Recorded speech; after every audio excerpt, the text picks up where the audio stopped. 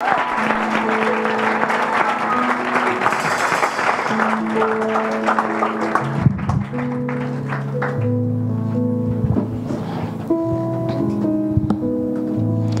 suis très heureux, encore une fois de plus ce matin, d'être ici. Et c'est la toute première fois de ma vie de prêcher pour la toute première fois en second culte à la Cité des Adorateurs. Je crois que j'ai choisi la bonne part qui ne me sera jamais ôtée. Ça sera dans toute l'histoire, vous le direz à toutes les générations qui viendront toujours, que la première fois qu'il y a eu le deuxième culte.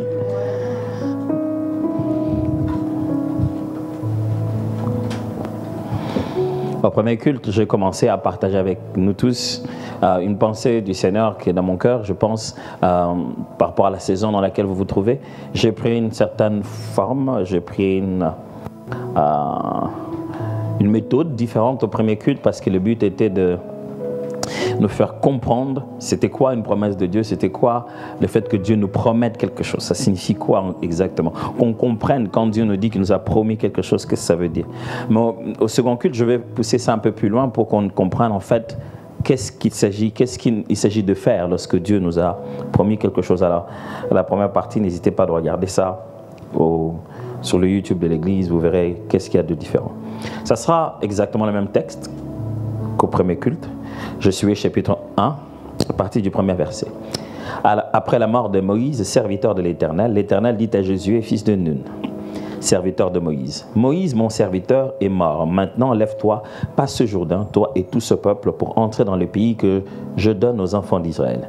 Tout lieu que foulera la plante de votre pied, je vous le donne, comme je l'ai dit à Moïse. Vous aurez pour territoire depuis le désert et les Liban jusqu'au grand fleuve, le fleuve d'Euphrate, tout le pays des Hétiens, jusqu'à la grande mer, vers le soleil couchant. Nul ne tiendra devant toi tant que tu vivras. Je serai avec toi comme j'ai été avec Moïse. Je ne te délaisserai point, je ne t'abandonnerai point. Fortifie-toi et prends courage, car c'est toi qui mettras ce peuple en possession du pays que j'ai juré à leur père de leur donner.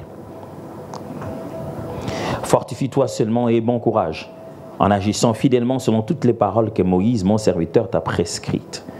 Ne t'en détourne ni à droite ni à gauche, afin de réussir dans tout ce que tu entreprendras. Que ce livre de la loi ne s'éloigne point de ta bouche, médite-le jour et nuit, pour agir fidèlement selon tout ce qui est écrit. Car c'est alors que tu auras du succès dans tes entreprises, c'est alors que tu réussiras. Ne t'ai-je pas donné cet ordre? Fortifie-toi et prends courage. Ne t'effraie point et ne t'éprouvons point, car l'Éternel, ton Dieu, est avec toi dans tout ce que tu entreprendras. De merveilleuses belles paroles quand un homme vient d'entendre la part de Dieu au moment où il doit succéder à une icône. Moïse, c'était pas n'importe qui. Vous savez, dans la vie, c'est toujours comme ça. Quand quelqu'un vit avec vous, vous ne voyez pas combien important il est, jusqu'à ce qu'il ne soit plus là et vous commencez à vous rendre compte de son importance. De tout le temps qu'il était vivant, Moïse se plaignait d'une chose, le peuple ne l'écoutait pas. Et quand il meurt, tout le monde dit, il n'y a pas eu de prophète comme Moïse. Ça veut dire, il n'y a eu personne qu'on a embêté comme Moïse. C'est toujours comme ça, des fois, dans la vie. Mais voilà que Moïse est mort. Du coup, même ses œuvres passées lui ont donné plus de valeur. On ne regarde plus Moïse comme ce leader qui bégaye au milieu de nous. On le regarde comme un homme surnaturel qui a vécu parmi nous. C'est-à-dire la mémoire de Moïse commence déjà à planer. On ne le regarde plus comme un être humain sujet à des erreurs. On regarde que les exploits de Moïse. Demandez-moi, je vous dirai combien c'est difficile de succéder quelqu'un quand après sa mort, tout ce qui reste de lui, c'est l'ombre de ses exploits. Et Josué était là, il doit succéder à Moïse. Et Dieu vient lui dire, bah, ok, écoute, finalement, ce qu'on va faire, c'est toi qui vas concrétiser la promesse que j'ai donnée à Moïse et au peuple. Tu vas juste suivre ce que Moïse t'avait dit et tu vas le faire exactement comme je te l'avais promis, comme j'avais promis à Moïse. Et à travers toi, je vais amener ce peuple réellement à la terre que je leur ai donnée. Mais Moïse avait une promesse d'amener le peuple dans un pays où habitent les Hétiens, les Jébusiens, ainsi de suite. Il avait juste dit au peuple qu'ils sont en train de partir dans un pays où coule le lait et les miels. Son combat était de le faire sortir d'Égypte. Jusqu'ici, ça va, ils ont beaucoup évolué, ils ont expérimenté beaucoup de choses. Mais lorsque Josué arrive, les promesses que Dieu donne à Josué incluent directement le fait qu'ils doivent se battre. Ça va être une affaire de combat, de combat, de combat et de conquête. Il lui dit déjà que le pays que je te donne, il décrit le pays, il cite les noms des habitants du pays. C'est-à-dire que le pays est déjà habité. Pourquoi tu nous promets une chose qui appartient à d'autres personnes? Il dit, dans les territoires habitent les Étiens, mais justement, les Étiens habitent là-bas. Qu'est-ce que nous on va faire là-bas? Et ils vont partir où pendant qu'on viendra chez eux? Il fait déjà sous-entendre à Josué qu'il s'agira d'une affaire de conquête, de travail, de combat, des victoires à obtenir dans la promesse. Nous, on pense toujours que quand Dieu nous promet une chose, c'est que ça va être un gâteau. Dieu nous promet des terres habitées. Il dit, je te promets un endroit où quelqu'un d'autre habite, je te le donnerai. Chaque fois que Dieu te fait une promesse, ça ne sous-entend pas qu'il n'y aurait pas de combat. Le problème, c'est que nous ne comprenons pas très bien les promesses comme Dieu. Nous ne comprenons pas très bien les conquêtes comme Dieu le voit. Pourquoi Dieu regarde ces choses comme ça? Ma prière, c'est que vous puissiez comprendre les conquêtes vers lesquelles Dieu vous envoie de la manière dont Dieu le comprend. Tant que vous n'avez pas saisi ça à sa manière, vous risquez de conquérir une chose qui n'est pas une conquête pour vous. Je vais répéter cela. Dans la vie, si votre référence est avoir un nouveau véhicule et avoir un CDI et avoir un, je sais pas moi quoi que ce soit d'autre, si c'est ça votre référence de conquête, vous risquez d'être arrivé sans être arrivé. Et il n'y a rien de mal que de rencontrer son sauveur un jour qu'il te dise, qu'est-ce que tu as fait de ta vie? Tu dis, mais tiens, moi j'ai eu un CDI en moins de 3 mois. Oui, et après? Après, j'ai fini mon master par alternance. Tu sais ce que c'est qu'étudier par alternance? Et après? Après, est-ce que tu as conquis la terre que je t'ai montrée? Est-ce que tu as atteint ton but? Je le disais à tout le monde ici ce matin au premier culte que chaque promesse de Dieu tient à compte de 3 facteurs. Premièrement, il y a la localisation géographique. Tout ce que Dieu te promet se fait quelque part. Et tant que tu n'es pas à cet endroit, ça ne marchera jamais. Tu ne peux pas tirer les potentiels et les ressources de Dieu pour les faire fonctionner en dehors de son cadre de germination. C'est-à-dire, tu peux bien prendre les choses qui sont en Afrique et les s'aimer ici, ça ne pousse pas. Ce n'est pas que la terre est mauvaise, c'est que le climat n'est pas approprié. À chaque promesse, il y a son endroit. Et beaucoup de gens passent leur temps dans la vie à tournoyer parce que Dieu les attend à un lieu et ils sont à un autre. Dieu les attend dans un domaine, ils sont dans un autre. Il y a un domaine dans la vie, il y a un lieu, si je dois l'appeler dans ce sens-là, qui est ce lieu ou ce domaine dans lequel tu fourniras peu d'efforts et tu auras plus de résultats. La question c'est où ça?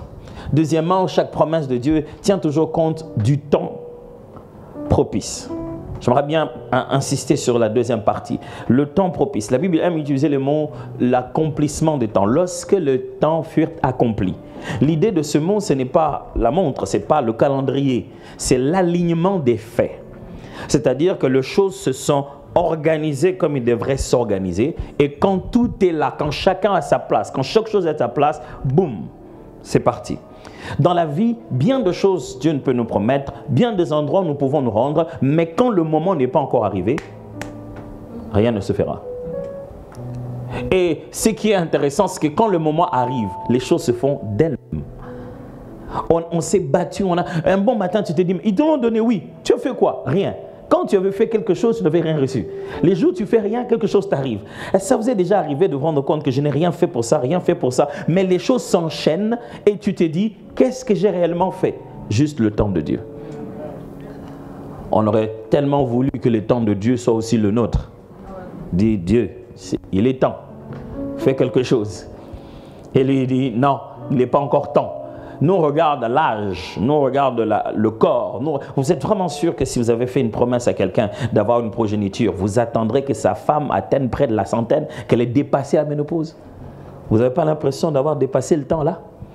Mais Dieu a pensé que le meilleur moment de pouvoir accomplir une promesse qu'il a faite à Abraham avec Sarah, c'est que Sarah ait déjà dépassé tout le temps humain de pouvoir concevoir.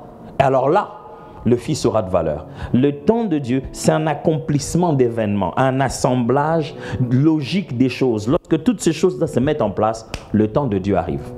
Ma prière pour vous, c'est que le Seigneur vous permette de savoir où placer chaque morceau de puzzle. que vous sachiez où placer chaque chose. Et la troisième des choses qui est toujours dans chaque promesse de Dieu, c'est que chaque fois que Dieu nous fait une promesse qu'il doit accomplir, un territoire qu'il faut conquérir, Dieu utilise toujours un être humain, quelqu'un. La relation. Dieu utiliserait toujours une relation avec quelqu'un pour que vous puissiez arriver là où il vous amène. Même si c'est à vous qu'il a dit, voilà, je veux que tu aies délivré mon peuple Israël, il vous enverra un Aaron. Ce sera toujours comme ça. Même son propre fils, venu sur la terre au bon moment, prophétisé, accompli, au bon endroit. Nazareth, tout le monde s'est rassuré où il allait naître. Mais pour qu'il commence ses ministères, il a fallu que Jean-Baptiste s'élève et dise, voici l'agneau de Dieu qui ôte les péchés du monde. Mes amis, vous ne deviendrez pas ce que Dieu a promis que vous puissiez devenir sans que ça ne passe entre les mains de quelqu'un d'autre. Ça passera toujours par quelqu'un d'autre. Que Dieu vous fasse grâce, que vous trouviez toujours quelqu'un qui connaît le quelqu'un dont tu as besoin. Il est toujours question de quelqu'un. Il est toujours question de, même pour 10 minutes, même pour 3 minutes. Vous savez, la vie devient dure pour vous lorsque vous voulez vivre une vie où vous ne devez rien à personne. L'orgueilleux s'est dit, je ne vais rien devoir à personne. Et parce qu'il ne veut rien devoir à personne, chaque fois que lui te donne, il te le rappelle pour la vie. Parce que lui, il ne doit rien à personne. Et si lui, il ose te donner, tu vas souffrir. Il dira ça à tout le monde. Il te rappellera ça à chaque occasion. Pourquoi? Parce qu'il n'a jamais vécu la sensation de se dire que ce que je suis, c'est la somme des efforts des autres aussi. Dieu a fait le monde pour que ce soit comme ça. Même quand l'orgueilleux dit ne devoir rien à personne, pourtant il doit sa maternité à sa mère, sa santé à ses médecins, ses études à ses enseignants. Il doit tout aux autres. Dieu a fait les choses telles que vous puissiez absolument devoir quelque chose à quelqu'un pour que vous aussi, quelqu'un d'autre puisse vous devoir. Enfin, que cet équilibre fasse de sorte que personne ne puisse dire qu'il peut tout par lui-même. Alors, quand Dieu vous promet quelque chose, c'est qu'il vous promet quelqu'un. Cette personne peut ne pas rester dans votre vie pour 10 ans, 20 ans. Ça peut être une rencontre de 10 minutes, une rencontre de 15 minutes. Et cette personne vous ouvre la porte. C'est toujours comme ça. Vous êtes allé chez quelqu'un, vous avez trouvé qu'un de ses amis est revenu d'Afrique, vous l'avez salué. Et c'est là qu'il vous dit, ah tiens, tu sais, moi en Afrique, je fais ceci. Oh, justement, je voulais savoir. Et lui, il a appelé un autre gars, et ce gars-là t'a permis d'arriver en Afrique. Quand il t'est arrivé, il t'a présenté dans un bureau, et c'est là que tout a commencé. Si tu rentres un peu en arrière, tu vas te rendre compte que tout a commencé par une relation, par une connexion, par un contact avec quelqu'un. Alors, ma question pour vous ce matin, c'est celle-ci. Êtes-vous la personne qui a permis aux autres d'accéder dans leur destinée? C'est bien de se dire que quelqu'un m'aidera à accéder. Mais si quelqu'un vous aidera à accéder, ça veut dire que vous êtes le quelqu'un de quelqu'un d'autre. Parce que quelqu'un m'a compris très bien. Il est bon de vivre avec la conscience que je suis un instrument qui permet aux autres d'entrer dans leur destinée. Pourquoi? Parce que si vous vivez comme ça, Dieu vous utilisera plus souvent et vous serez bénis. Pourquoi? Simplement parce que Dieu donne la sémence au semeur. À celui qui a l'intention d'implanter, Dieu donne les moyens de le faire. Et en plus, quand il t'appelle, il veut faire de toi une source de bénédiction. Dieu ne veut pas faire de toi une consommation de bénédiction, mais un lieu où les autres viennent puiser pour leur bénédiction. Il ne faut pas seulement se dire comment quelqu'un m'a aidé, pose-toi la question plutôt comment moi j'aide les autres. Combien de gens moi j'ai aidé? Non, je ne vais pas lui dire ça. Je connais mes frères. Si tu le montes là-bas, quand il va rentrer là-bas, il va tout gâter. Non. Ouais, c'est vrai, hein? On n'a pas tort de fois. Mais pourquoi tu ne dors pas? Pourquoi tu n'arrives pas à dormir aisément? Pourquoi ça te dérange dans la tête? Quelquefois, on est mal à l'aise. Quelque chose nous dérange. On se dit, ah, je le connais. Quand tu le montes là-bas, il va risquer. Ah non, vraiment. Mais il y a des moments où Dieu te dérange. Juste pour que tu envoies à quelqu'un un mail. Tu lui partages ces liens-là, là où toi, tu as trouvé la réponse. Ce qui t'a aidé à être ce que tu es. Il y a des moments où ça turlupine à l'intérieur. Tu te dis, bon, ok.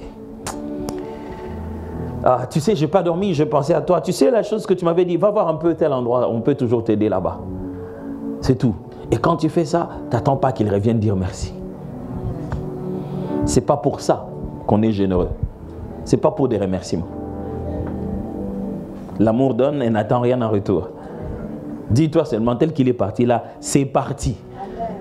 Donc s'il revient vers toi pour te dire merci, c'est vraiment un bonus, quoi. C'est l'inattendu. Demandez-moi, je suis pasteur, je sais de quoi je vous parle.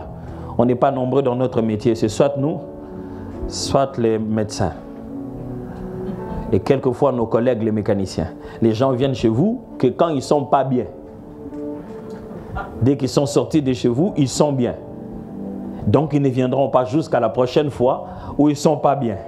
Et donc quand ils viennent, c'est que ça ne va pas. Jamais personne n'est allé voir son docteur, il s'est enregistré, il dit docteur, je suis juste passé te dire, je vais super bien. Donc je viens juste te dire que je vais très bien, c'est pourquoi j'ai réservé ce rendez-vous. Non, si tu le vois dans le couloir, c'est que ça ne va pas.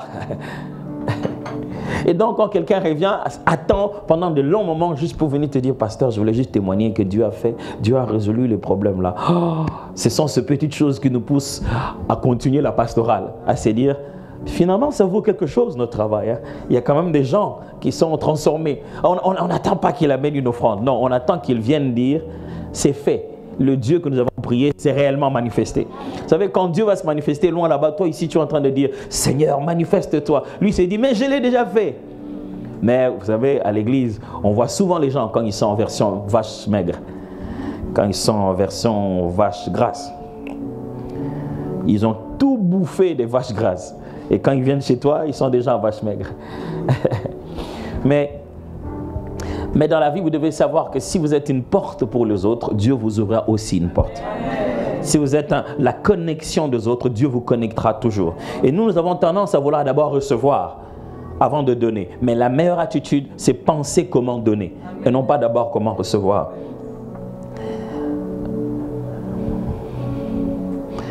Alors, certaines choses se dégagent de ce texte que je viens de lire avec vous.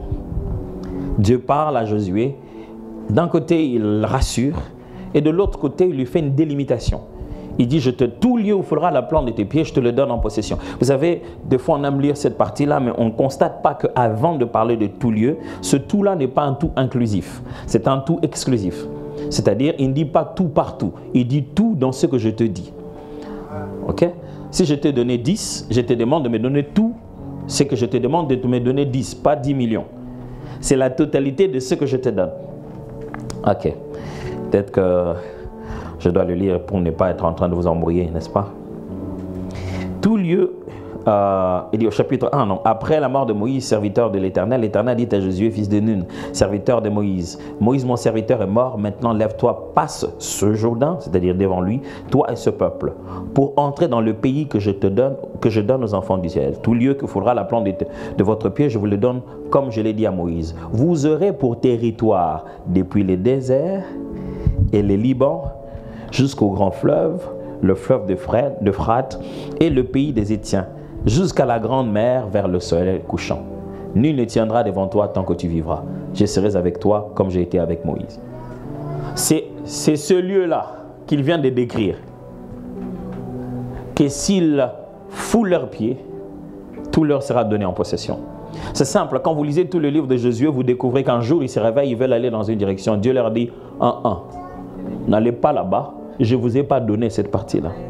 Dans la vie, vous devez savoir, aussi fructueuse que va être votre appel, aussi glorieuse que vont être vos promesses, vous ne pouvez pas tout conquérir. Dans la vie, vous devenez efficace quand vous abandonnez les choses qui ne sont pas de votre appel. Vous dites tout de suite, ça, c'est pas mon truc. Parce que dans la vie, quand on évolue, les gens nous prêtent tout. Ils nous prêtent l'excellence en tout. Dis-toi, tu peux faire ça. Des fois, les gens me posent la question, tu fais beaucoup de choses en même temps. Moi, j'ai l'impression de ne pas en faire beaucoup. Je sais que j'ai beaucoup abandonné. Plus on est jeune, plus on réussit à faire des choses, plus on a le temps, plus ça marche, plus on veut embrasser tout. Vous n'atteindrez pas les promesses de Dieu en essayant de tout embrasser. Il y a des choses que vous devez regarder et dire, j'aurais pu être bon dans ça, mais ce n'est pas mon truc. Ce n'est pas moi. Je ne suis pas incompétent, je ne suis simplement pas appelé dans ça. Amen. Et ça, c'est une chose qui manque à cette génération, la concentration. La capacité de se concentrer, de se focaliser sur ce à quoi il est appelé réellement. Et Dieu dit, écoutez, je vous délimite les territoires. Restez dans ces territoires-là, vous gagnerez toujours. Je suis juste en train de renforcer l'idée selon laquelle toute promesse est liée à son territoire. Restez dans ces territoires. Quel est le territoire fuit la cité des adorateurs. Ne vous aventurez pas partout parce que tout le monde vous acclame et vous dit, venez ici, on aime bien. Et il y a des endroits où, dites-lui, toi viens. Je ne sais pas si quelqu'un me comprend ici. Sinon, vous allez tellement investir de l'argent et ça ne revient jamais. Vous fournissez des efforts et vous allez arrêter ça après 5 ans épuisé et fatigué. Vous ne pouvez pas fleurir partout. Avant de pouvoir s'aimer, rassurez-vous qu'il vous a donné le sol en possession. Si ça, vous ne l'avez pas reçu, ça ne marche pas. Ce qui veut dire que quand vous connaissez votre endroit de germination, blaguez pas avec. Maximisez à cet endroit-là. C'est même les diamants, il va fleurir. Parce que vous êtes à votre endroit. À cet endroit-là, maximisez tout ce que vous devez mettre. Car dans la vie, mes amis, on ne peut pas tout conquérir. On ne peut que conquérir la terre où doit pousser le lait et le miel.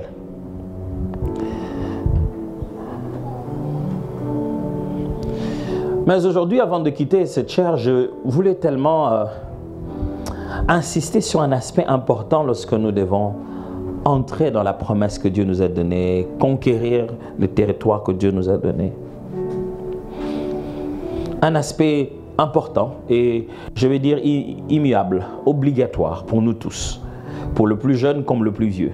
C'est l'aspect de l'adversité dans la conquête, dans l'accomplissement de la promesse de Dieu. Chaque fois que Dieu nous envoie accomplir la promesse de Dieu, il utilise une stratégie qu'on appelle l'adversité. C'est-à-dire, il suscite des personnes qui sont contre nous ou des situations qui nous font opposition.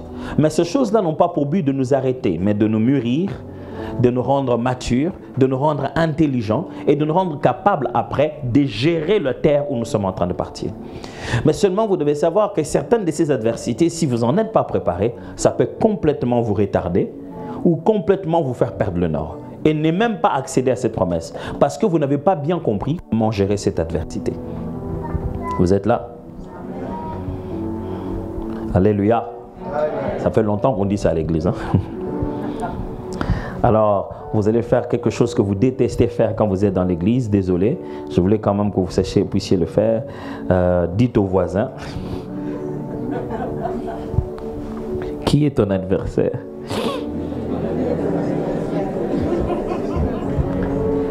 Vérifie que ton voisin t'a dit. S'il ne t'a pas dit, on va écrire son nom dans la liste des bavards. Il y a des gens qui ne connaissent pas la liste des bavards. Qui est ton adversaire? Ton adversaire, c'est celui qui assure ta grandeur. L'adversaire révèle en toi la grandeur que les autres ne voient pas. Vous savez, tout le monde l'appellerait petit David, mais c'est seulement Goliath qui montrerait qu'il est fort. C'est parce qu'il s'est battu avec Goliath qu'on a su que David n'était pas petit David. Il n'aurait jamais eu d'adversaire de cette taille, on n'aurait jamais connu sa taille intérieure. L'adversaire n'est pas là toujours pour nous détruire. La taille de l'adversaire détermine la taille de nos capacités cachées. Ça veut dire que c'est un tueur de géants. Toute sa réputation est basée sur son adversité. Et donc, il est important de savoir que le combat dans la façon d'atteindre notre destinée, c'est obligatoire et inévitable. Dieu ne peut pas enlever ça. Pas parce qu'il n'est pas capable, parce que ça fait partie du cours. Ça fait partie du bien que ça doit nous faire. L'adversité, l'échec, ça fait partie du parcours. Non, mais moi je n'aime pas échouer, c'est que tu n'aimes pas réussir. Dès que tu as échoué, tu viens de savoir ce qu'il ne faut pas faire. Tu sais tout de suite que ça, il ne faut pas faire. Tu as réussi. Mais dans un autre sens. Dans la vie, ceux qui n'échouent pas, c'est simplement ceux qui ne risquent pas. Vous avez déjà vu quelqu'un qui c'est bizarre lorsqu'un arbitre sort du terrain, il dit qu'on a perdu. L'arbitre, il sort du terrain et dit on a perdu le match. Hein? Toi, arbitre, tu étais de quel camp? C'est comme ça des gens qui se disent non, vraiment moi, en tout cas, moi je n'ai rien fait. Moi, ça va. Il n'a rien risqué, il n'a jamais tenté. Très souvent, les spécialistes en critique, ce sont ceux qui ne font rien. Et là, et aussi, qu'est-ce qu'ils pensent de cette église? Moi, vraiment, c'est pourquoi j'ai dit que je ne peux pas devenir un pasteur. Je ne peux pas devenir un pasteur et faire des choses pareilles. Tais-toi. Si tu ne veux pas devenir un pasteur, tais-toi. Tu ne peux pas te transformer en spécialiste de pasteur que tu n'es jamais devenu. Pourquoi? Pourquoi aussi gratuitement comme ça, tu es passé professionnel de pasteur sans le devenir? Comment? Pourquoi tu ne juges pas ton docteur? Et dis-moi, c'est pourquoi je ne veux pas devenir mon médecin, parce que franchement, pourquoi tu ne juges pas ton docteur? Tu sais qu'il a étudié, il a appris cette science et il fait son travail. Tu respectes. Moi, franchement, les médecins, je respecte, hein, parce que, waouh, les infirmières pendant le Covid, c'était pas facile. Et tu crois que les pasteurs pendant la Covid, c'était facile? Tu as déjà passé 10 heures à parler à un téléphone? Chaque fois que je faisais des réunions pendant le Covid, j'étais plus épuisé que quand j'avais les gens devant moi. Vous avez vos expressions faciales, là, tout cela, ça encourage. Me regarder un téléphone qui ne te regarde même pas, qui est à l'envers. Et d'écrier, de ne pas savoir si les gens ils ont compris ou pas. C'est épuisant. Alors, si tu n'es pas dans un domaine où tu as risqué, tu n'as pas le droit de juger les autres. Et tu ne connaîtras ni la victoire, ni l'échec. Il y a des gens qui ont tellement peur d'échouer qu'ils ne font rien. Et la seule chose qu'ils aiment faire, c'est critiquer ceux qui font quelque chose. Et ils pensent que parce qu'eux, ils n'ont jamais rien fait, c'est qu'ils sont bons. On ne peut pas t'appeler bon, tu n'as rien fait. On ne peut pas dire que tu as gagné, tu ne t'es pas battu. Mais ils se disent, ils sont meilleurs parce qu'eux, au moins, ils ne l'ont pas fait. Oh. Non, tous vos politiciens là, ce sont des aventuriers. C'est pourquoi moi, je n'aime pas la politique. Mais qui va diriger? Il faut qu'il y ait quand même quelqu'un qui fasse ça. Ça ne veut pas dire que parce que ce n'est pas ton domaine, que tout le monde est mauvais. Ah, tous vos pasteurs là, moi, c'est pourquoi je n'aime pas être pasteur. Ces histoires-là, c'est du n'importe quoi. Mais qui va être pasteur? Qu'est-ce que toi, tu fais vraiment après avoir regardé la télé, Netflix, passé au métro, en fraudant et regarder un match de Real ou de Barça? Quel est le risque que tu prends? Même pour sortir là dehors, tu n'oses pas prendre le risque. Tu sors, tu n'as pas de risque à prendre. Ah non, moi je ne veux pas aller faire la queue là-bas et puis attendre sous le foie. Franchement, s'ils ont du boulot, ils donnent aux gens ou ils ne donnent pas. Hein. Il ne faut pas qu'ils se la frient. S'ils ont du boulot, ils viennent te chercher pour te donner. Est-ce que vous savez comment c'est dur de vivre avec quelqu'un qui ne veut pas risquer? Tu le réveilles le matin, mais le soir tu viens le trouver devant la chaise, en train de regarder la télé, c'est gavré avec plein de chips. C'est énervant d'avoir quelqu'un qui ne veut rien faire, mais qui veut que tout lui arrive. Ça montre l'immaturité. C'est l'enfant qui n'a pas encore grandi, c'est qu'on lui donne. Et alors, il fait que des demandes. Amène-moi ceci, amène-moi cela. Quand tu grandis, tu te rends compte qu'il faut aller chercher. Et celui qui s'élève pour aller chercher va rencontrer de l'adversité. Celui qui s'élève parce qu'il va aller conquérir ce que le Seigneur lui a demandé de faire, va rencontrer sur son chemin des choses, des personnes, des stratégies, des systèmes qui lui empêchent d'atteindre ce qu'il veut. Et Dieu n'a pas enlevé ces choses-là pour la simple raison parce que c'est cela qui va te mûrir. Parce que la deuxième étape te demandera les résultats de la première partie. Je vais répéter ça. C'est-à-dire que dans la vie du combat, quand vous avez gagné ici, au deuxième niveau, l'adversaire du deuxième niveau ne pourra accepter de se battre avec toi que parce que tu as gagné au premier niveau. On accède au premier niveau qu'avec on accède au second niveau qu'avec la ceinture de victoire du premier niveau. Si tu vas au second niveau sans avoir gagné au premier niveau, tu ne rencontreras même pas l'adversaire du second niveau. L'adversaire du premier va encore revenir. Dis, mais pasteur, je ne tourne qu'en rond. Ma vie, ça ne tourne qu'en rond. C'est parce que tu n'as jamais compris la leçon. Et une leçon mal comprise est toujours reprise. Et tu tournes en rond, tu passes jamais à l'étape supérieure. Chaque fois que la leçon est sur le point d'être comprise, tu tournes ça en autre sens. Ça devient le diable, tu commences à le combattre, tu cherches des prières, tu veux qu'on te donne une révélation. Non, arrête, change. Amen.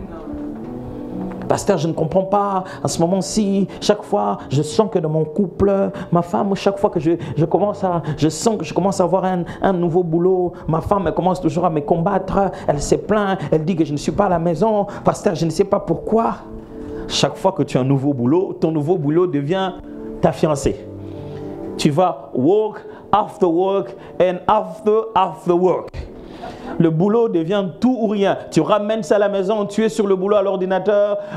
Même quand on regarde un film, tu dis non, au boulot, on nous avait dit qu'il faut regarder quelque chose sur YouTube. Le boulot devient tout. Et quand il dit, mais franchement, on dirait qu'on ne vit plus. Il dit, ma femme me combat. Chaque fois que je me mets sur quelque chose, elle n'est pas d'accord avec ça. C'est toi qui es tellement envahi sur chacune de tes passions.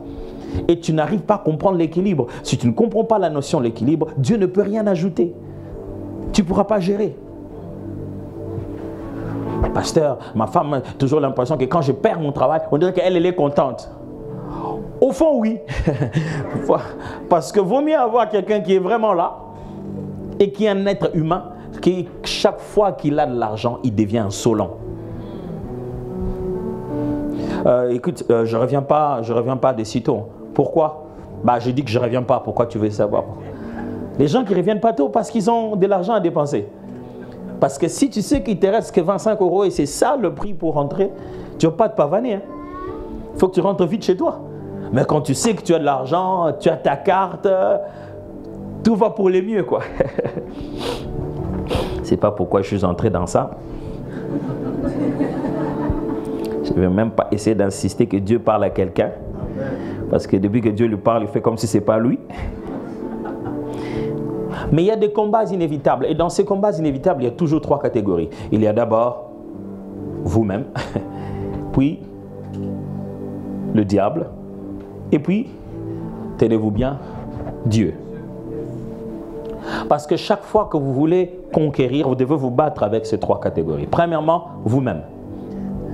Et Dieu dit à Josué, écoute, Josué, pour le combat avec toi, fortifie-toi. Prends courage. Je ne vais pas le faire. Dieu, fortifie-moi. Non, Josué, fortifie-toi. Il n'y a pas un ennemi aussi dangereux dans chacune de nos conquêtes que nous-mêmes. Parce que ton caractère peut ruiner ta destinée. Je répète, ton caractère peut ruiner ta destinée. Là où ton don t'amène, ton caractère peut ruiner ta destinée. Tu peux avoir un potentiel si exceptionnel, avoir des capacités, de l'intelligence, et ça te met dans une position, mais le mauvais caractère que tu as fait perdre tout ça, toutes ces choses-là. Alors, il est important de se rendre compte qu'on est vraiment en réalité en somme une sorte de bombe à retardement si on ne prend pas soin de notre caractère. Si on ne prend pas soin de nous-mêmes, on peut faire des bêtises énormes.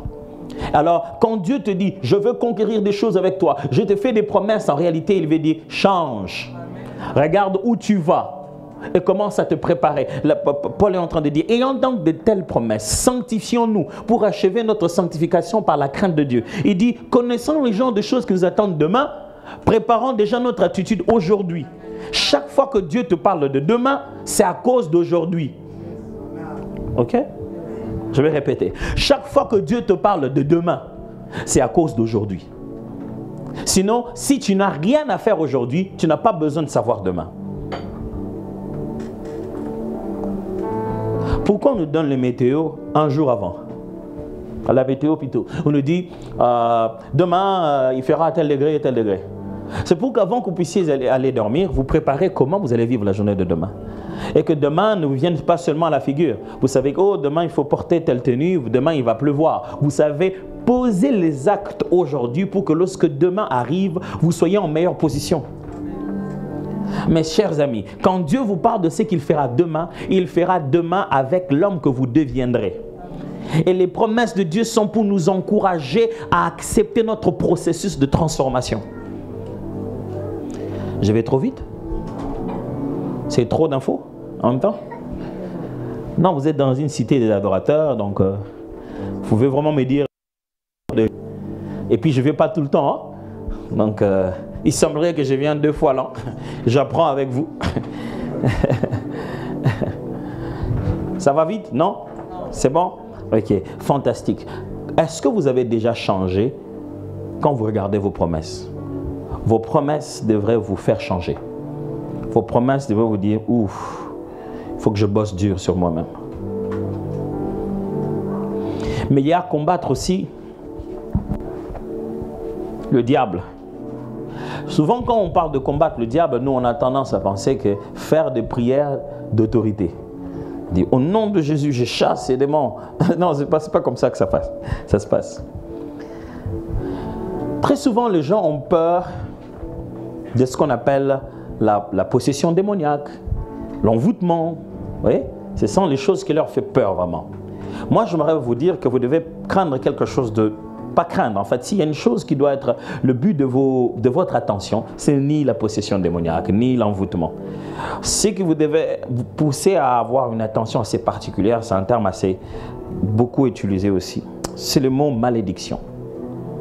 Pour quelle raison? Parce qu'en réalité, dans la Bible,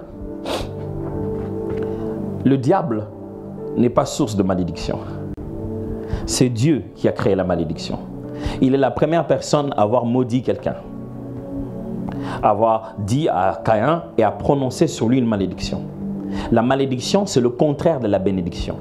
C'est avec la même autorité que la bénédiction. Est-ce que vous êtes en train de me suivre? C'est la même source. Ce qui signifie que le diable ne sait pas t'accorder malédiction. Il sait comment t'amener dans la malédiction.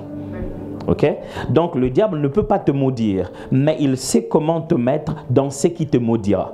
Et dès que tu es à l'intérieur de la malédiction, il a obtenu un pouvoir plus élevé que lui-même pour gérer. Et comment fonctionne la malédiction? Exactement comme la bénédiction. La bénédiction est un sceau qui est sur toi et qui ouvre toutes tes portes avant que tu n'arrives. C'est-à-dire que Dieu te scelle de quelque chose, quel que soit l'endroit où tu vas, les choses se font aisément en ta faveur. C'est comme une sorte de miel sur toi et qui attire tout ce qui est bien. Ça, c'est la bénédiction. La malédiction, c'est exactement pareil. Sauf que ça n'attire pas tout ce qui est bien. Ça attire tout ce qui est mauvais. Sauf que ça n'ouvre pas le porte où tu vas, mais ça les ferme. Sauf que ça ne permet pas aux hommes de Dieu, aux personnes de bonne vie, et même aux personnes de mauvaise vie, de remarquer en toi la bonne étoile, mais de remarquer en toi la mauvaise étoile. Et remarque en toi comment... Alors, quand quelqu'un est sous une malédiction, sa vie est une suite logique. Quand vous êtes devant, vous voyez bon et mauvais. Lui, il voit ça comme un daltonien. Vous avez envie de dire, pourquoi lui, il tombe toujours sur les mauvaises choses?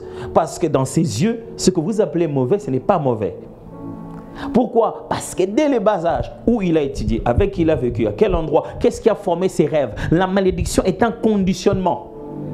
Ça va te suivre comme ça. Où que tu ailles, ça va se rassurer que tu n'attires que des mauvaises personnes. Tu n'attires que des mauvais amis. Il y a des gens qui vont se sentir. Tu as envie de dire, mais pourquoi seulement des gens comme ça viennent vers moi? J'ai l'impression que je vous ai fait peur. Et pour ça, le diable doit se rassurer que tu es en désaccord avec Dieu et que tu as violé les lois de l'Éternel qui te mettront dans la malédiction. Vous voyez? Il ne peut rien faire lui. Il va se rassurer que toi tu t'éloignes de Dieu, toi tu vives dans une mauvaise vie, toi qui tu tombes dans la partie où Dieu a déjà déclaré que maudit soit celui qui vit comme ça. Ok? Le diable ne peut pas longtemps te déranger s'il n'est pas rassuré que tu n'es pas en bon terme avec Dieu. Parce que si tu es en bon terme avec Dieu, il peut te secourir n'importe quand. La première des choses, quand le diable sait que tu as un secours, il veut se rassurer que ton secours ne viendra pas. Et pour ça, il t'oblige. Il fait tout pour que tu sois en mauvaise condition, en mauvaise relation, et tu ressentes cette culpabilité et tu t'en éloignes. Je me souviens à un moment donné, je voyais des fois à la télé, tel musicien a quitté tel groupe. Premier exercice, on lui demande de passer à la télé et d'insulter le groupe d'où il vient. C'est pour cette raison que quand quelqu'un on veut l'initier à une science occulte ou quoi, on lui demande de faire des choses complètement ridicules. On dit, oh, il faut coucher avec des cadavres. Qu'est-ce que ça a à voir avec l'argent? Qu'est-ce que ça a à voir vraiment avec l'argent que tu cherches? Non, ça a à voir avec le fait de souiller le temple du Saint-Esprit et de violer les lois du Seigneur et de faire monter une culpabilité telle que Dieu, tu as l'impression qu'il ne peut plus jamais te pardonner. On n'est pas en train de te rapprocher, on est en train de t'éloigner de ton secours. Et quand on combat l'ennemi, mes amis, c'est là qu'il faut aller commencer à chercher les ruses de l'ennemi. Le diable aura atteint son but s'il réussit à te drainer petit à petit jusqu'à te jeter dans ce puits-là appelé malédiction. Parce que ça, c'est un système beaucoup plus fort que lui. Est-ce que quelqu'un m'entend très bien? C'est pourquoi le mot même « diable » qui est utilisé là-bas, c'est un mot qui est emprunté de système juridique. Il est l'accusateur. Donc, en réalité, ce n'est pas lui qui a le pouvoir de jugement. Il utilise une loi qui peut te condamner. Si la loi qui nous condamne n'est pas la loi de l'Éternel. Le diable ne peut condamner personne. Je ne sais pas si vous suivez ça. Alors, il fait de son mieux pour manipuler les êtres humains pour qu'ils tombent le mauvais côté. Il a même osé faire ça avec Jésus. Il vient, Jésus, il transforme ça. Il dit non, il est écrit. Ah, toi, tu veux, il est écrit. Attends. Il est allé encore à venir, il dit saute, tombe. Parce qu'il est écrit. Ils vont te rattraper, non?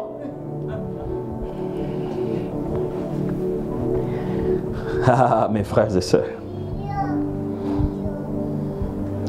Vaut mieux pour vous vivre tout le jour avec casque du salut, cuirasse de justice, bouclier de la foi, ceinture de vérité, chaussures des ailes de l'évangile, que de vous pavaner avec l'épée de l'esprit.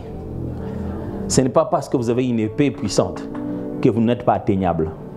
Ne confondez pas votre système offensif et votre système défensif. Et les chrétiens passent tout leur temps avec le nom de Jésus. Au nom de Jésus, je vais chasser. Au nom de Jésus. Mais tu vas passer toute ta journée dans des calomnies et les colportages. Ta bouche n'a fait que sortir mensonge, mensonge, mensonge. Tu n'as parlé que des autres et des autres et des autres. Et quand tu te mets à prier comme ça, le diable entend rire. Il dit, mais quand je te revois, quand je te regarde, tu as tout de moi dedans. Et Jésus disait ceci, le prince de ce monde arrive et il n'y a rien de lui en moi. Le diable fonctionne comme ça. Quand vous êtes au moment de vous battre, il regarde, il est fort et il siffle. Tout de lui en toi commence à t'agiter. Il siffle le péché. Et le péché t'agite. Il ne se bat même pas. Ça t'agite. L'impudicité t'agite.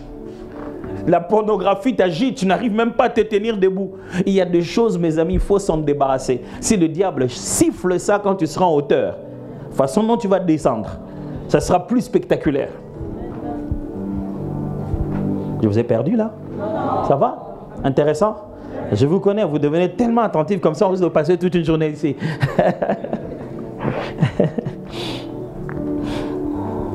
Il y a des combats inévitables, vous allez vous battre contre Satan. Et quand vous allez vous battre contre Satan, c'est comme ça qu'il commence. Il cherche des ruses, c'est ce que Paul dit dans le livre d'Éphésiens. Il dit, armez-vous de toutes les armes de Dieu afin de résister contre les ruses du diable. Le mot méthodos, de dire les méthodes du diable, les stratégies du diable, les stratagèmes de l'ennemi. Donc le diable ne se bat pas en lançant de coups, il monte une histoire, il organise un fait. Et il te laisse y aller petit à petit jusqu'à ce que tu tombes dedans. Mes amis, donc le combat spirituel, la guerre spirituelle, ce n'est pas organiser tous les intercesseurs pour qu'ils prient pour l'Église. Non, c'est amener dans la tête de tout le monde la conscience de la sanctification. C'est quand chacun commence à mettre une grande distance entre lui et tout ce que le diable peut utiliser pour le détruire. C'est là que la victoire commence. La victoire commence là. Avant qu'on commence à dire au nom de Jésus, la victoire commence là. Au point que tu peux traverser, il siffle et il n'y a rien de lui qui réagit en toi. Et ça demande d'être attentif, mes amis. Tu n'es pas obligé de parler des gens quand tu n'es pas obligé. Tu les vois tous en train de parler, non, moi d'ailleurs, vraiment, en tout cas, tu sais, quand l'Esprit de Dieu est en toi, et tu restes pendant un moment là où les gens sont en train de colporter, tu te sens malade. Quand tu rentres, tu es au-dedans de toi, tu es comme, on dirait que tu as fait quelque chose de mal. L'esprit devient triste à l'intérieur de toi. Éloigne-toi des gens comme ça. La Bible dit, heureux l'homme qui ne marche pas selon le conseil des méchants, qui ne s'arrête pas sur la voie des pécheurs et qui ne s'assied pas en compagnie de moqueurs, mais qui trouve son plaisir dans la loi de l'Éternel. Oh non, moi je n'avais rien dit, mais ils étaient juste là en train de parler. Ne t'assieds même pas en compagnie de moqueurs. Tu sais que quand on commence ces sujets, ils vont finir par insulter ces gars. Est-ce que toi, quand on te dit... Tu es un insulteur, le mot n'existe pas. Mais j'imaginais qu'il y a un métier comme ça, chargé d'insultes. Personne ne va accepter. Tu es un moqueur, personne ne va le dire.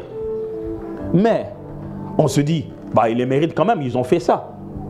Ils méritent qu'on les juge comme ça. Comment tu te sens quand tu te mets à juger, quand tu te mets à lancer des coups, pendant que toi aussi tu as la poutre sur tes yeux et tu passes autant d'énergie sur la paille qu'il y a sur les yeux des autres.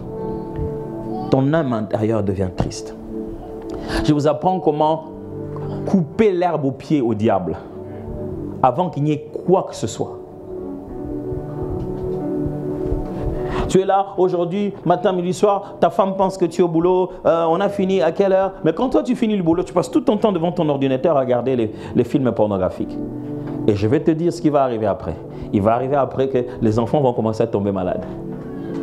Et puis, vous allez commencer à vous chamailler avec votre femme pour d'un petit rien. Pourquoi? Parce que tu es en train de détruire la couverture spirituelle des enfants. Ce n'est même pas toi qu'on vise. C'est plus que toi qu'on vise. Et puis ils vont commencer à dire, non, j'étais malade. On te dit seulement que l'enfant a une forte fièvre. Tu n'oses même pas réagir d'abord par la prière. Parce qu'une culpabilité ronge ton cœur. Tu te dis, non, on va l'amener à l'hôpital. Et le diable sait que là, c'est spirituel. Mais tu ne vas pas réagir spirituellement. Parce que spirituellement, tu ne ressens pas cette confiance en toi. Demain, pour un petit rien, vous êtes fâché. Ta femme, tu as toujours l'impression qu'elle n'est pas parfaite. Parce qu'elle n'est pas au courant du script que toi, tu es en train d'imaginer dans sa tête. Elle n'est pas dans ton film. Oui, so don't get me started on this. Et on se bat aussi avec Dieu, vous savez. Et ça, c'est un combat assez spécial. Dans tous les cas, vous avez déjà perdu d'avance. C'est un combat où perdre, c'est gagner. Quand on se bat avec Dieu, ça signifie simplement que le Seigneur se lève devant nos rêves personnels pour nous montrer le véritable rêve de notre vie. Très souvent, nous rêvons sur base de nos compétences. C'est ce que nous pensons avoir compris de ce que nous sommes. Mais les rêves que Dieu a placés sur nous sont basés sur ce que nous sommes réellement. Quand tu avais 11 ans, tu ne savais pas que tu étais comme ça. Quand tu atteins 17 ans, tu ne savais pas que tu étais comme ça. Maintenant que tu as 32 ans, tu découvres des potentiels basés sur les études que tu as faites, les personnes que tu as rencontrées. Mais Dieu t'a fabriqué à la base. Il sait comment tu vas fonctionner. Il sait pourquoi il t'a fait. Tous les rêves que tu es en train d'imaginer de toi ne sont pas compatibles avec ta substance. Est-ce que quelqu'un me comprend très bien? Il sait que tu es eau. Et il sait que tu es feu. Il connaît ta nature. Toi, tout le jour, tu veux tout le temps avoir des amis qui ressemblent à de l'eau. Dis, moi, je vais vivre dans l'eau. Dis, mais toi, tu es feu. Tu vas mourir. Tu dis, non, mais c'est fort. Moi, je suis feu. Je suis feu. Il dit, avec l'eau, ça ne marche pas. C'est une image. C'est juste dire que tu es d'une nature qui n'est pas compatible avec l'autre nature. Quelqu'un suit très bien ce que j'explique ici. Et quand on se bat avec Dieu, c'est quand Dieu se tient devant nous et dit, par amour, je ne te laisserai pas devenir ce que tu n'es pas. Et ça fait mal à nos rêves. Tu as l'impression, oh. La meilleure façon de gagner cette bataille, c'est s'offrir, arrêter de se battre. Et Paul le dit très bien dans Romains 12, je vous exhorte donc, frères, à offrir vos corps comme un sacrifice vivant, saint, agréable, ce qui sera de votre part un culte raisonnable. Pasteur, est-ce que tu veux dire que nous tous on doit devenir des pasteurs? Non, mais nous tous on doit prendre conscience de pourquoi on est sur la terre. La vie n'est pas une carrière, la vie est une mission. Non, moi je fais ceci dans ma vie, je fais ceci. Il y a des gens qui se définissent que sur base de ce qu'ils ont accompli, les études qu'ils ont fait. Et qui est-ce qui a changé à travers toi? Quelles sont les personnes qui sont devenues au contact avec toi? Pas les diplômes que tu as eus, pas les grandes réalisations que tu as faites, les personnes qui ont été changées par toi. Combien de fois tu as été canal de bénédiction et de transformation de vie? Quelle est non pas ta raison de vivre, mais ta raison de mourir? La chose pour laquelle tu dirais, je mourrai pour ça. Ça, je donnerais bien ma vie s'il le faut. Tu donnerais ta vie pour de l'argent qui se fabrique par l'homme. C'est bizarre, l'homme prend du papier, il coupe ça de l'arbre, il met des imprimés dessus et il est prêt à mourir pour ce papier, ce morceau d'arbre. Bizarre, hein? L'être humain, il est terrible. Hein? Il va creuser jusqu'au sol, il voit des trucs un peu comme des vers, il dit que c'est du diamant et il est prêt à tuer pour ça. Est-ce que ce ne serait pas nous les vrais animaux? Bizarre. On vit pour tu n'importe quoi.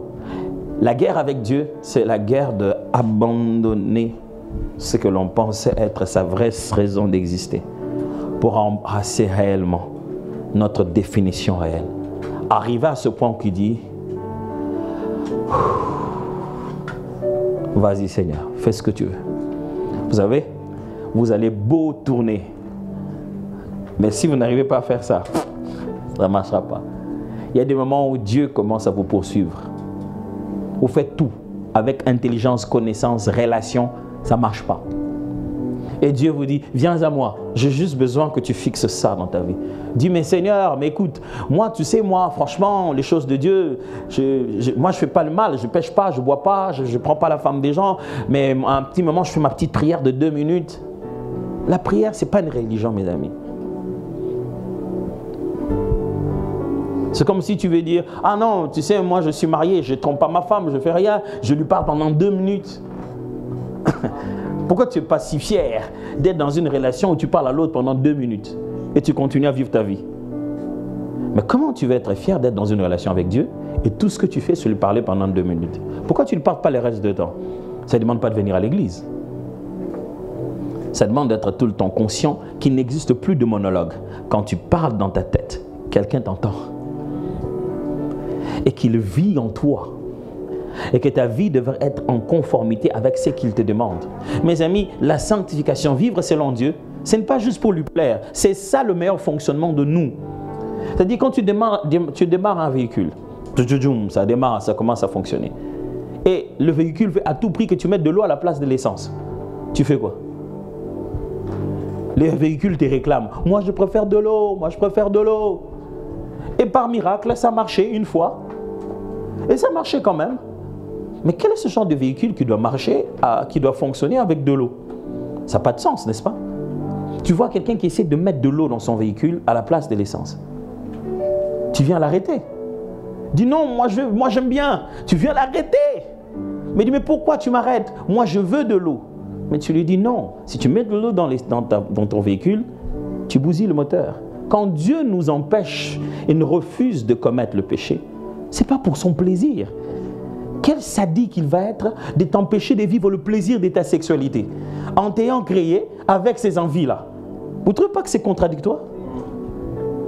Mais ce n'est pas parce que c'est ton véhicule que tu dois le conduire dans ta maison. Parce que c'est ton véhicule, tu démarres et tu viens avec dans ta chambre. Parce que c'est ton véhicule, tu le gares chez les voisins. Ce n'est pas parce que ça t'est donné qu'il n'y a pas de règles pour utiliser ça. Chaque don vient avec son petit catalogue. Et tout ce que Dieu te donne, il te donne des catalogues. Il dit ça, si tu commences ça trop tôt, tu vas souffrir, mon gars. Ça, c'est à faire à tel endroit, à tel moment. Et quand tu sors de ces règles-là, il dit que tu as péché. Vous savez que veut dire le mot péché? Veut dire rater la cible.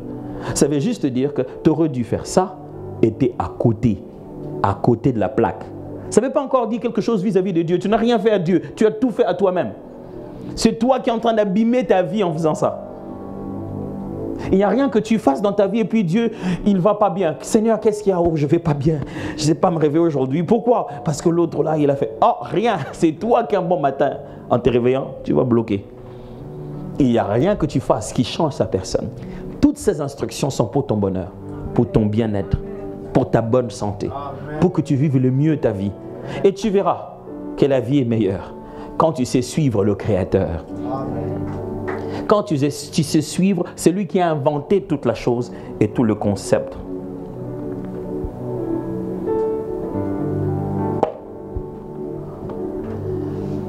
Je ne voudrais pas trop aller dans l'autre point. Chaque fois que j'essaie de les attaquer, j'ai l'impression de rester encore sur ce point. Mais qu'est-ce que j'essaie de vous dire depuis que j'ai commencé et que je suis en train de finir là? J'essaie de vous dire que Dieu nous fait des promesses et il les accomplira toujours.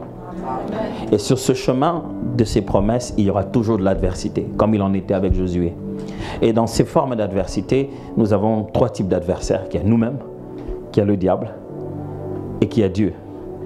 Et je vous propose que chaque fois que Dieu vient contre vous, vous puissiez tout de suite lâcher les armes.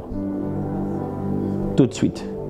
Le plus tôt vous lâchez les armes, le plus vite ça se fait dans votre vie. Et je vous suggère qu'avec le diable, qu'il ne vous trouve jamais avec le péché. Mais pasteur, on n'est que des êtres humains. Ça nous arrive des fois de pécher. Oui. Et pourquoi tu ne te relèves pas?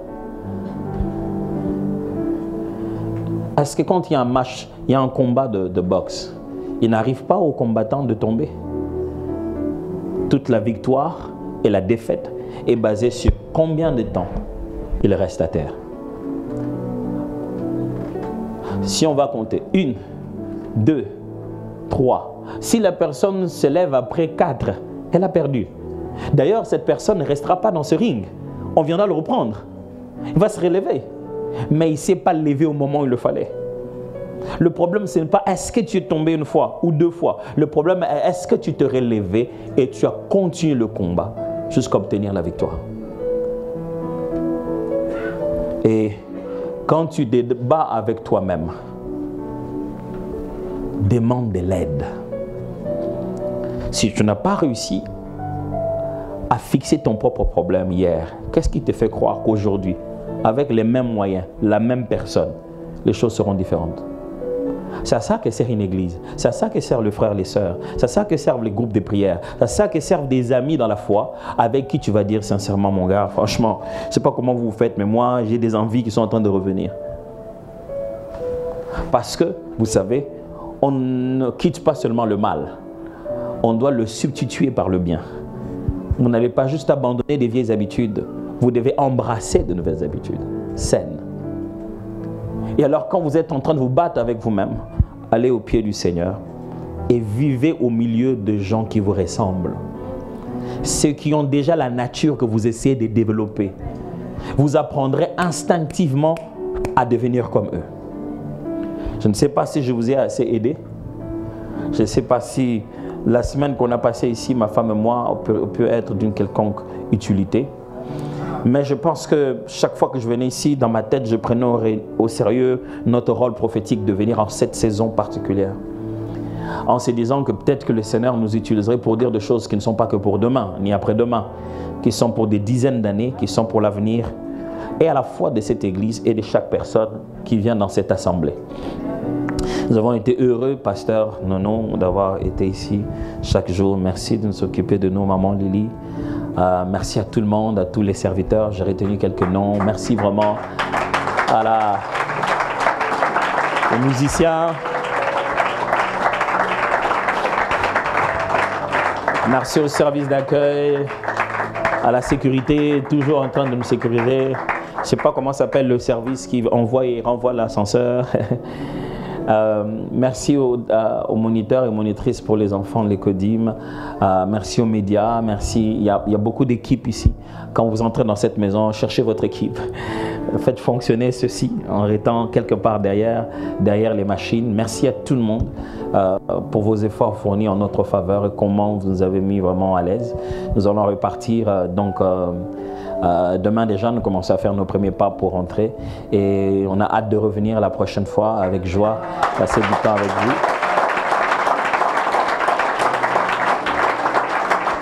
Et je tiens à vous dire combien vous faites énormément votre fierté, notre fierté à tous.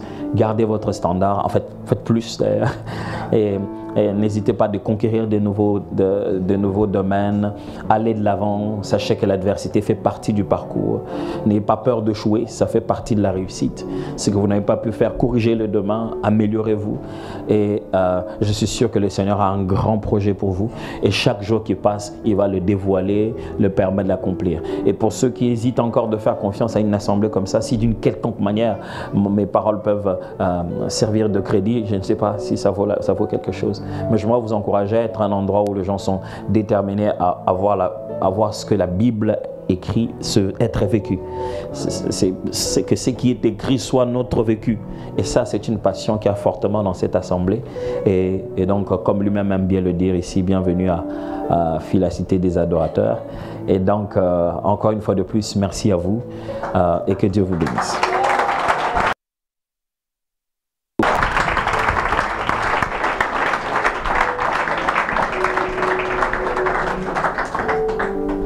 Plus de toi, Seigneur, plus de toi, plus de ta ressemblance, plus de toi, plus de discernement de ta voix, de ta volonté, Seigneur, plus de toi. Chantons-le encore une fois. Plus de toi, Seigneur, plus de toi. Plus de ta ressemblance, plus de toi. Plus de discernement de ta voix, de ta volonté. Seigneur, plus de toi.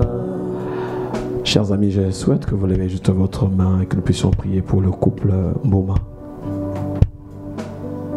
Amanadej et Papa Taus. Tel que tu le ressens dans ton cœur, commence à déclarer. S'ils sont là jusqu'à aujourd'hui, c'est que le Seigneur les a préservés. Ils se sont préservés, mais le Seigneur aussi les a préservés.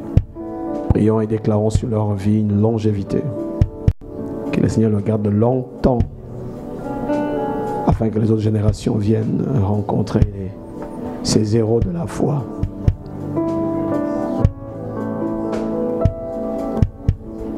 Prie pour leurs enfants, ils en ont 4. Prie pour les 4 enfants, pour Roland le garçon et ses sœurs. Prie pour le ministère que Dieu leur a donné, Phila, cité d'exaucement, une église ambassadrice et influente.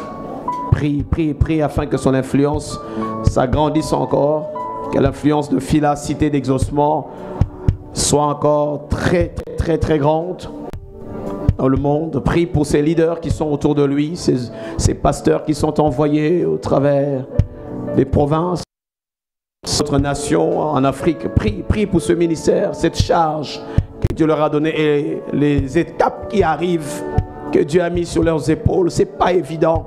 Nous sommes bénis par leur ministère, les différents ministères qu'ils emploient, la musique, l'adoration, l'enseignement, le mentorat, le coaching, toutes ces choses. Prie pour eux, la cité des adorateurs. Que le Seigneur puisse étendre les limites et allonger les cordages. Plus de sagesse encore à son serviteur, plus de connaissances encore. Prie comme si tu priais pour toi-même en disant Seigneur, qu'on ne les retrouve pas dans ces choses qu'on entend ça et là, qu'ils soient épargnés. Protège-le, garde-le Seigneur, contre toute forme de poison, contre toute forme de méchanceté. Il y aura l'adversité, mais le Seigneur est capable de les protéger.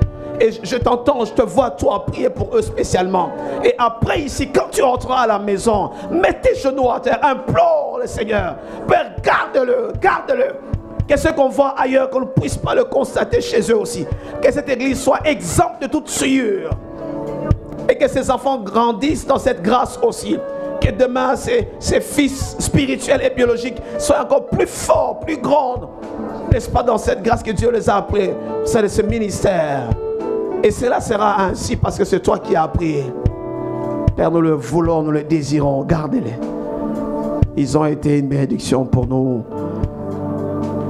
Ils nous ont préparés, ils nous ont vaccinés.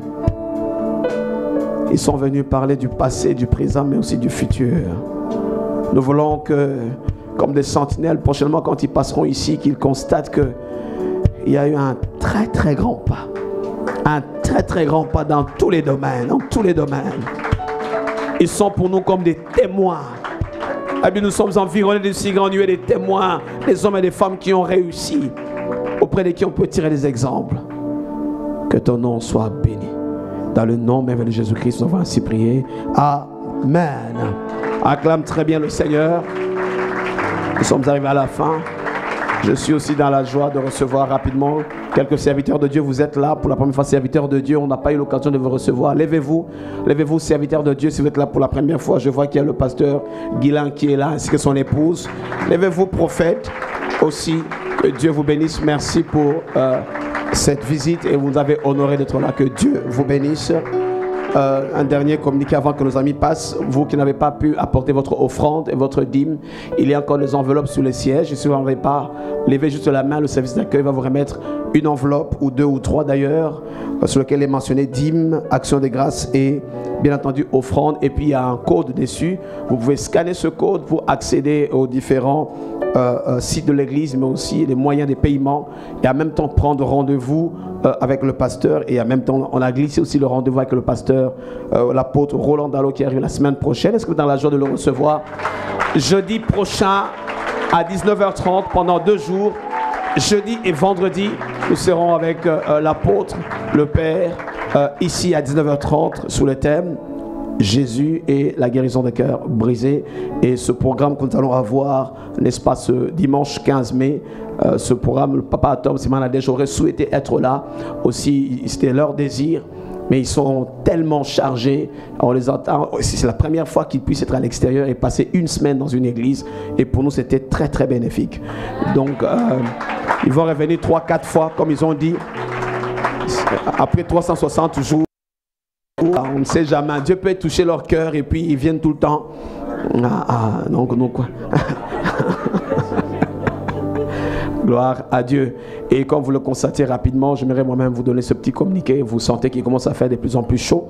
Si l'Éternel vous touche et que vous pensez que vous pouvez apporter, comment on appelle cela, un diffuseur de fraîcheur, des choses comme ça. Je crois que c'est un mot qu'on utilise, non? Climatisation, ambulant. Ventilateur, non, diffuseur ambulant pour une. Voilà. Oui, il y a des splits qui sont amovibles. N'hésitez pas, voyez dans l'assemblée, posez des questions, qu'est-ce qui manque, où est-ce que vous pouvez apporter quelque chose, faites-le, c'est votre assemblée. Donc comme je le disais au départ déjà, il nous reste quelques mois pour quitter ici et nous croyons que nous partirons avec vous. Que Dieu vous bénisse.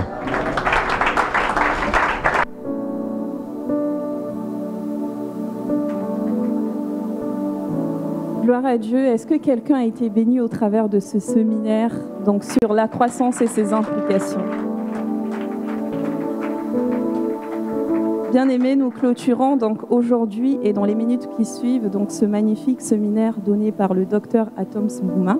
Nous avons été justement édifiés et boostés dans notre foi et dans notre intelligence, on va dire cela.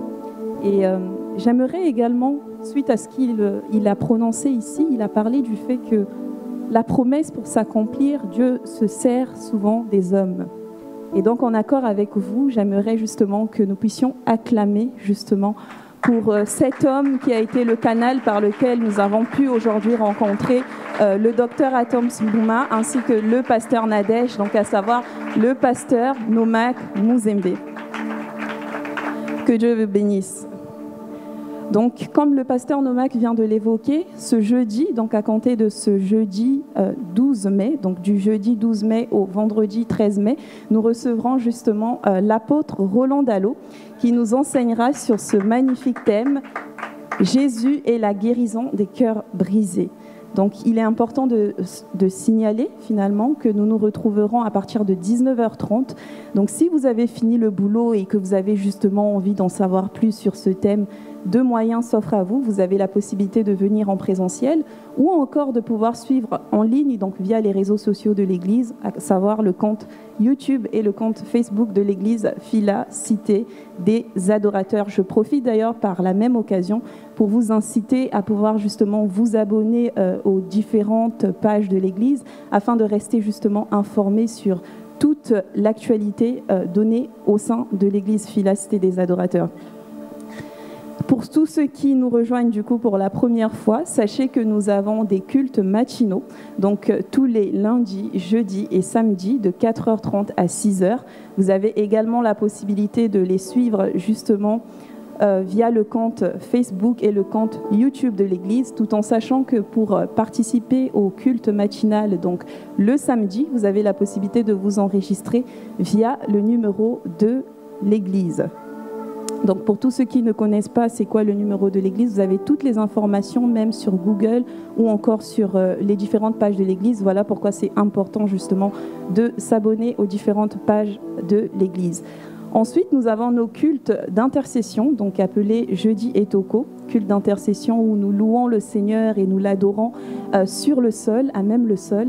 Donc si vous avez envie de d'intimité et de convivialité autour d'une famille, d'une famille en Christ, n'hésitez pas, vous avez la possibilité de venir justement tous les jeudis à partir de 19h30. Et comme vous avez pu remarquer, nous sommes à notre deuxième culte dominical.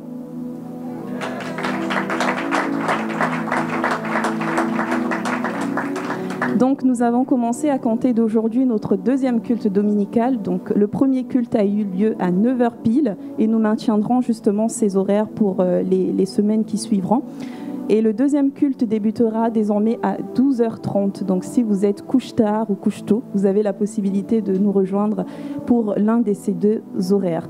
Aussi, vous avez pu comprendre, comme le pasteur Nomak vient de l'évoquer, donc le 15 mai, donc le dimanche 15 mai, nous aurons justement la reconnaissance au ministère ici à l'église. À partir de 11h30, donc bloquez justement les dates dans vos agendas. À partir de 11h30, nous nous réunirons ici. Et pour tous ceux qui sont parents et qui ont tendance à emmener leurs enfants à l'Ecodim, je vous prierai vraiment de vous rapprocher des membres de l'Ecodim afin d'avoir les informations nécessaires parce que 2 sorties seront organisées en fonction des âges. Donc, ils vous donneront toutes les informations nécessaires pour pouvoir participer. Un petit rappel, donc la semaine du lundi 9 au dimanche 15 mai, nous n'aurons pas de dévotion matinale. Donc c'était important de le préciser, comme ça au moins vous n'attendrez pas forcément en ligne que le direct soit lancé. Et le dimanche 5 juin, donc à partir de 8h30, il est important de noter 8h30 et non 9h, nous aurons notre culte spécial baptême. Et ils seront près d'une trentaine à passer par les eaux du baptême et à témoigner de leur appartenance à Christ. Donc nous voulons justement les encourager et ce sera avec plaisir que nous vous invitons pour pouvoir venir fortifier ces braves, on va les appeler braves, ces braves hommes et femmes qui ont pris cette magnifique décision de témoigner publiquement du Seigneur Jésus-Christ, de leur appartenance surtout. Donc n'hésitez pas, ce sera le dimanche 5 juin à partir de 8h30 et par la suite il y aura le deuxième culte qui s'enchaînera.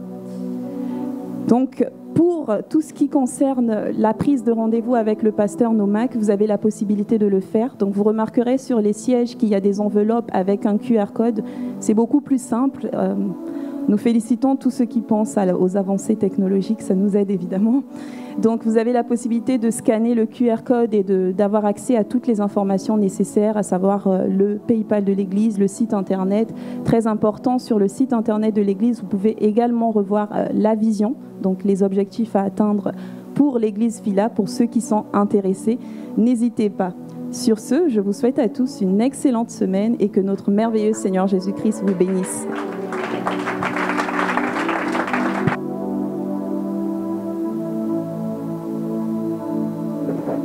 Alors, nous l'avons fait au premier culte, mais si vous nous rejoignez pour la première fois à Phila Cité des Adorateurs à l'occasion de ce tout premier deuxième culte, nous allons juste vous demander, là où vous vous trouvez, de lever la main droite. Nous allons pouvoir vous accueillir. Commencez à le faire ici à Phila. Gloire à Dieu. Est-ce qu'on peut juste demander à ceux qui ont levé la main de se tenir debout, qu'on puisse vraiment vous distinguer de ceux qui sont là depuis longtemps? Merci, c'est gentil. Waouh! Gloire à Dieu. Gloire au Seigneur. Que Dieu vous bénisse. Vous êtes dans la maison de votre Père. Bienvenue chez vous. Nous sommes très honorés de vous recevoir et pour preuve, il y a quelque chose qui sera préparé pour vous, qui a été préparé pour vous. Les bien-aimés vont vous recevoir à côté du studio des médias qui est juste à ma droite et ils vont pouvoir s'entretenir avec vous. Sans plus tarder, nous allons pouvoir clôturer ce tout premier deuxième culte qui a été une réussite. Quelqu'un a-t-il été béni par ce culte? Oh Seigneur. Je reprendrai ces paroles de l'orateur du jour qui l'a dit et je vais le dire aussi de la même manière. C'est la toute première fois de ma vie que je participe à un deuxième culte à Phila. Et je prie vraiment que lorsque nous serons en train de clôturer ce culte, que nous puissions tout simplement rendre grâce à Dieu pour ce deuxième culte, pour son serviteur qu'il nous a envoyé et pour ce qu'il est en train de faire pour nous à Fila. Nous l'avons dit ici avec ceux qui étaient avec nous les semaines qui ont précédé ce séminaire, ce que Dieu fait avec Fila, ce que Dieu fait avec notre Père, Papa Nomak, c'est une horloge de Dieu pour ce que Dieu s'apprête à faire pour chacun d'entre nous dans nos vies et dans nos familles. Est-ce que quelqu'un peut juste rendre grâce à Dieu? Dire Seigneur, merci pour comment tu nous conduis. Merci pour ce que tu fais pour Fila. Cela est une horloge pour nous, est un signe pour nous que, au-delà du fait que la saison est bonne et que la saison est effectivement à la croissance, mais surtout que tu nous connais et que tu nous aimes et que cela nous rappelle surtout que ce ne sera qu'avec toi que nous allons vivre pleinement et jouir pleinement de cette saison que toi seul as permis. Alors garde tout ce que nous avons pu apprendre, entendre, emmagasiner pendant cette merveilleuse semaine avec ton serviteur, le docteur Atom Mbouma, ainsi qu'avec maman Nadège. Nous prions, Seigneur, que rien de ce qui a été reçu ici ne soit perdu, mais qu'au contraire, avec le Saint-Esprit, que nous puissions le mettre en pratique, de sorte à ce que nous vivions réellement, effectivement et concrètement la croissance dans tous les aspects de nos vies en tant qu'Église, mais en tant que famille et individu. Garde notre retour. Bénis notre Père, le pasteur Nomak, par qui tu as rendu toutes ces choses possibles.